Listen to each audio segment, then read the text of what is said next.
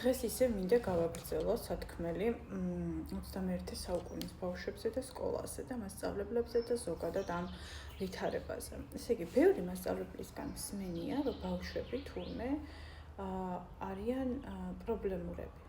ანუ პრობლემურები რა კუთხით? ქცევის პრობლემა აქვს, ბევრს ყურადღების პრობლემა აქვს, ვერ კონცენტრირდებიან რაღაც გაკვეთილზე და ასე შემდეგ. მეთოდებზე, სწავლის მეთოდებზე ვისაუბრე წინა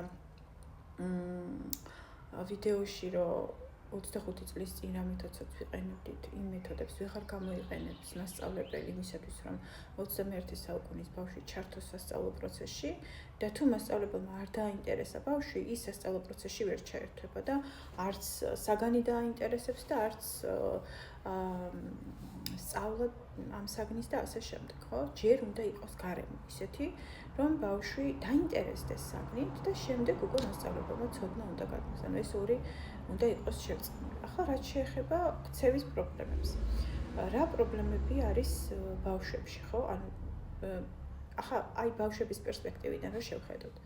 ძალიან დიდი ნაწილი ჩვენი მოსახლეობის, ყველა მიცით, განსაკუთრებით ქალები არიან წასული ემიგრაციაში, იქ შრომობენ და იქედან ცდილობენ უზრუნველყონ თავიანთი შვილების უკეთესი მომავალი. რაც ცალსახად უარყოფითად აისახება ბავშვებზე და ამაზე, ესე იგი,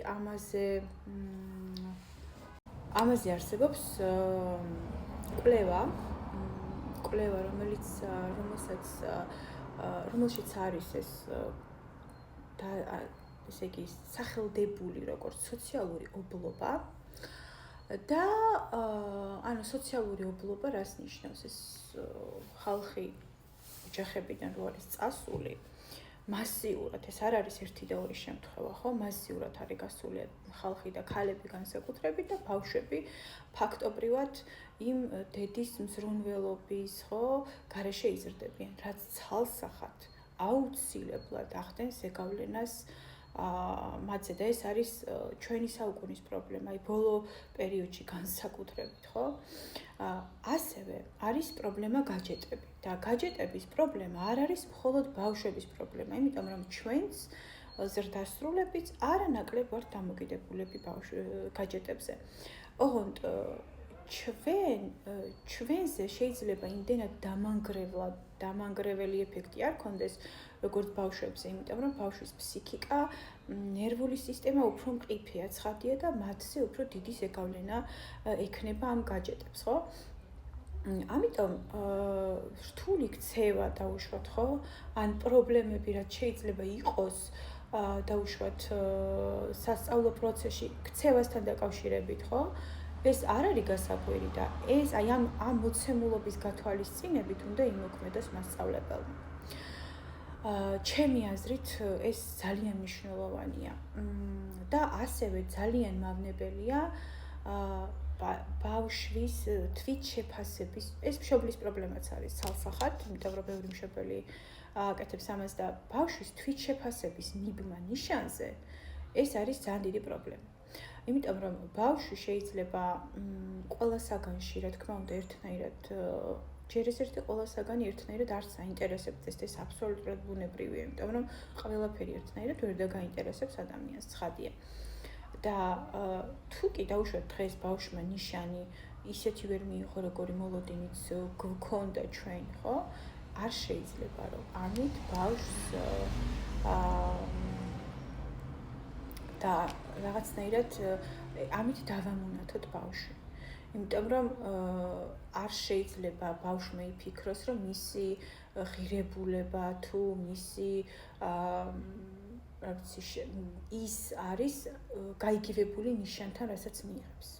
ეს ძალიან დიდ ზიანს მიაყენებს მის თვითშეფასებასაც და მის ფსიქიკასაც, ამიტომ ეს აუცილებლად არის გასათვალისწინებელი ჩემო ძვირფასო მეგობრებო. ანუ ამაზე ბევრს ვფიქრობ ამ ბოლო პერიოდში, იმიტომ რომ ჩემი შვილებიც რაღაც მომენტში დარდობენ, რომ შეიძლება ერთი უფრო მეტად რომ შეიძლება ესეთი cool არ მიიღოს, ყველაზე პირველი არ იყოს და მეც მქონდა სხვათა შორის ეგ მომენტი, იმიტომ რომ მე მეუბნებოდნენ სკოლაში კარგად ვსწავლობდი და ყოველთვის მეუბნებოდნენ რომ უნდა იყო პირველი და ეს არის ძალიან როგორ გითხრათ, ეს არის ძალიან დიდი ტვირთის აკიდება ბავშვისთვის, რომ აი შენ პირველი უნდა იყო და ბავშვი მუდმივ სტრესშია. აქ დროს მუდმივად დაცაბულია, ეს სილაღე ეკარგება ბავშვს და ძალიან დამაზიანებელია ზოგადად ბავშვის ფსიქიკისთვის, ჩემი აზრით. ეს მინდოდა მეთქვა და 21 საუკუნის ბავშვებს რა თქმა უნდა აქვთ უფრო სხვა გამოწვევები და ბევრად სხვა გამოწვევები ვიდრე ჩვენ გვქონდა და კიდევ ერთი რაც ძალიან მნიშვნელოვანია და არ მინდა რომ გამომრჩეს, ეს არის შემდეგი რამ. როდესაც ჩვენ რაღაცას გვეუბნებოდნენ მასწავლებლების სკოლაში, ან ჩვენს წინათაობას, ჩვენი მშობლების, ბებიების თაობას, ჩვენთვის ეს იყო დოგმა.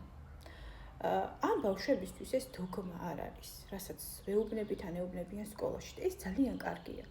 იმიტომ რომ როდესაც მეუბნებიან რაღაცას, მე უნდა შემეძლოს, რომ ამ ადამიანის ნათქვამს შევხედო კრიტიკულად. გავატარო ჩემში და ჩემი აზრი მქონდეს ამასთან დაკავშირებით. ისე კი არა, რომ აი მე ვიღაცამ მითხრა მასწავლებელმა, რომ ეს ასეა და მორჩა ეს ასეა და მე ეს მივიღე როგორც მოცემულობა. არა. ძალიან კარგია, რომ დღევანდელი ბავშვები სვამენ კითხვებს და ეჭვი შეაქვთ ჩვენს და მასწავლებლების ნათქვამში. ეს არის კრიტიკულად მნიშვნელოვანი. სხვაგვარად ადამიანს და ბავშვებს და ამ თაობას კრიტიკული აზროვნება ვერ ექნება უბრალოდ. ამიტომ მე ვფიქრობ, რომ ეს არის ძალიან კარგი და თუ დააკვირდით და მე მაგალითად ჩემ შვილებთან ურთიერთობაში დავაკვირდი, რომ თუ კი რაღაცას უკრძალავ ბავშვს, ის არასდროს, ანუ აი მაგალითად რაღაცაზე უთხარი, რომ არ შეიძლება. კაი, არ შეიძლება დავუშვათ, მაგრამ ბავშვი მოითხოვს, რომ აუხსნა, რატომ არ შეიძლება? მხოლოდ ის, რომ რაღაც არ შეიძლება, ესეც აღარ არის ბავშვისთვის საკმარისი. მას სჭირდება დასაბუთება, არგუმენტები, რატომ არ შეიძლება, რომ გააკეთოს რაღაც, ან არ გააკეთოს რაღაც. ესეც ძალიან კარგია, იმიტომ რომ ჩვენს, აი, როდესაც რაღაცას გვიკრძალავენ დაუშვათ, ხო?